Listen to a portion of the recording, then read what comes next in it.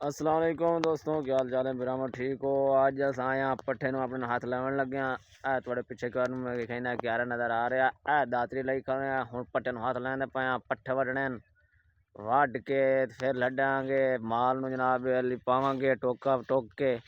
ते बाकी तो सब बिरामा को गुजारिश है कि चैनल ਨੂੰ जरूर सबसक्राइब किया करो।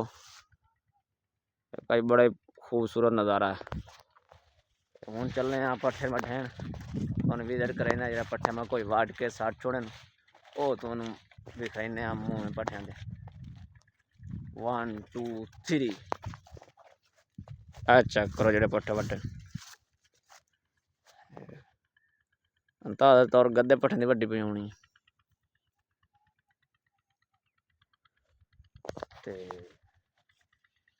बाकी ओके हो गया। दातरी चेक करें तो पे पट्ठे वड्डी ने पट्ठे शौक नहीं मजबूरियां पट्ठे वटाई क्योंकि घर उले तर पाते ओके।